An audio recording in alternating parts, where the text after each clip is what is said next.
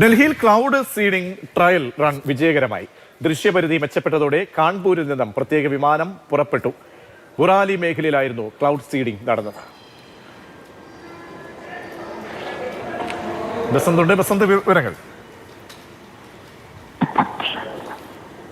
ഡൽഹിയിലെ അന്തരീക്ഷ മലിനീകരണം തടയുന്നതിന് വേണ്ടി കൃത്രിമ മഴ പെയ്യിക്കുന്നതിനാണ് ക്ലൗഡ് സീഡിംഗ് നടത്തിയത്. ഉത്തർപ്രദേശിലെ കാൺപൂരിൽ നിന്നും ഡൽഹിയിലേക്ക് പറന്ന പ്രത്യേക വിമാനമാണ് ക്ലൗഡ് സീഡിംഗ് ട്രയൽ റൺ നടത്തിയത്. ഇത് വിജയകരമായിരുന്നു. ഡൽഹിയുടെ പ്രാന്തപ്രദേശമായ ബുറാഡിക്ക് മുകളിലാണ് ക്ലൗഡ് സീഡിംഗ് നടത്തിയത്. അത് അതിലെ ക്രിസ്റ്റലുകളാണ് മേഘത്തിൽ വിതറുന്നത്. ഈർപ്പം കൂടുതലുണ്ടെങ്കിൽ വലിയ തോതിൽ മഴ പെയ്യാനുള്ള ഒരു സാധ്യതയുണ്ട്. ഇപ്പോൾ ഡൽഹിയിൽ മൂടിക്കെട്ടിയ ഒരു ആകാശമാണ് അല്ലെങ്കിൽ അന്തരീക്ഷമാണ് ഉള്ളത്. മഴ പെയ്യും എന്നുള്ള ഒരു വിശ്വാസമാണ് ഇക്കാര്യത്തിലുള്ളത്.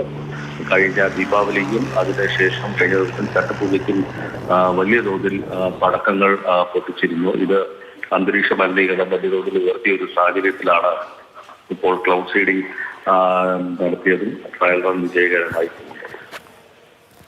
ശരി, ബസന്താണ് ഡൽഹിയിൽ നിന്നും വിവരങ്ങൾ നൽകിയത്.